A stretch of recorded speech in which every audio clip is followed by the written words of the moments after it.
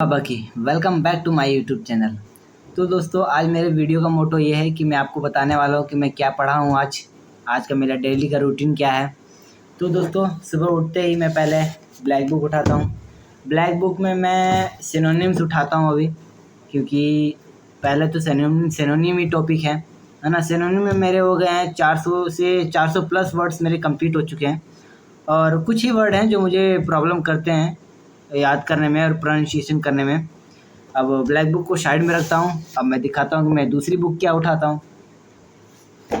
दूसरी बुक में दोस्तों नीतू मैम की वॉल्यूम 1 उठाता हूँ, और इसमें मैं उठाता हूँ नाउन। अभी मैं पार्ट्स ऑफ स्पीच नहीं उठा रहा हूँ, तो मैं बस नाउन ही उठा रहा हूँ। नाउन में मैं सारे रूल रिवाइज़ करता हूँ, और रूल रिवाइज़ करने के बाद क्वेश्चंस लगाता हूँ। अब इस बुक को भी साइड में रखता हूँ, और मैं दिखाता हूँ कि मैं तीसरी बुक क्या उठाता हूँ। अब तीसरी बुक में आ जाते हैं दोस्तों लूसेंट। ये है जीके की बुक। इसमें मैं बस हिस्ट्री उठा रहा हूँ, हिस्ट्री के अलावा मैं कोई टॉपिक नहीं उठाता। ठीक है, अभी हिस्ट्री मेरा चल रहा है।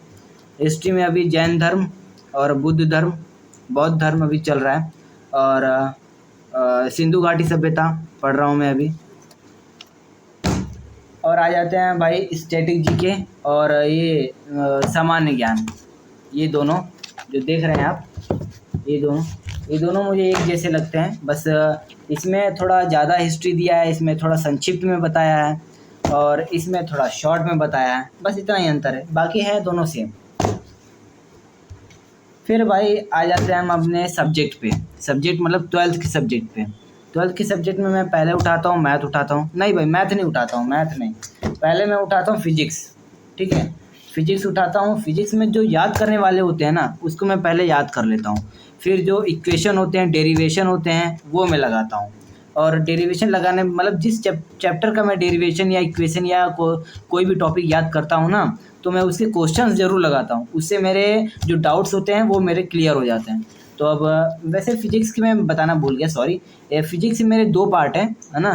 और पहला पार्ट मैं 6 से 12 बजे के बीच में लेता हूँ, और दूसरा पार्ट जो है वो 12 से 8 के बीच में ले लेता हूँ, है ना। मतलब थोड़े ज़्यादा टॉपिक्स लंबे हो जाते हैं ना यार, मुझे सारे सब्जेक्ट उठाने पड़ते हैं, इसलिए मैंने बाँट दिया है। और फिर मैं आता हूँ अपनी केमिस्ट्री पे। केमिस्ट्री में मेरा अभी जैसे याद करने वाले जो होते हैं ना, वो मेरा 4th चैप्टर चल रहा है, और जो लिखने की मतलब क्वेश्चंस लगाने के जो मेरा चैप्टर चल रहा है, वो मेरा 1st चैप्टर चल रहा है ना।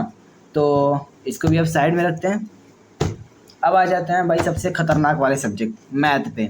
मैथ के भी मेरे 3 पार्ट हैं, है ना। क्लास 12th की मैथ तो भाई आप लोगों को पता ही होगी कितनी बड़ी होती है। 3 पार्ट है ना। और तीनों पार्ट से मैं एक-एक सब्जेक्ट एक-एक चैप्टर उठाता हूँ। ठीक है, अभी पहले पार्ट में मेरा पहला चैप्टर चल रहा है ना।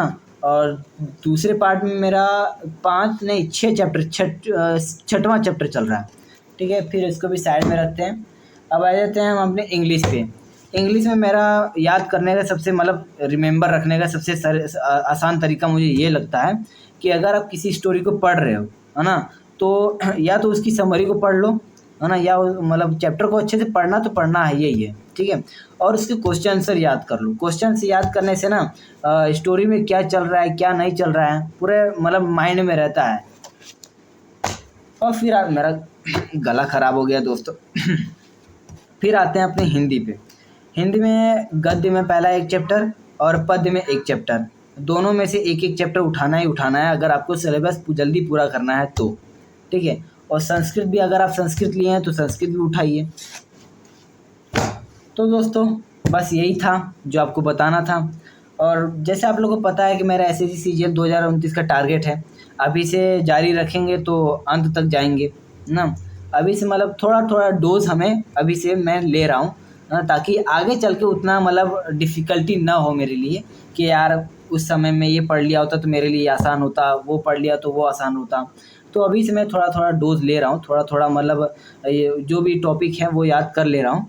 ओके दोस्तों, बस यही सब आपको बताना था। तो लाइक करो, चैनल को सब्सक्राइब करो भाई। आप लोग को इतनी अच्छी जानकारी देता हूँ मैं। मेरा जो एक्सपीरियंस होता है वो मैं आपको बताता हूँ। ओके दोस्तों, बाय बाय, टाटा, जय श्री राम।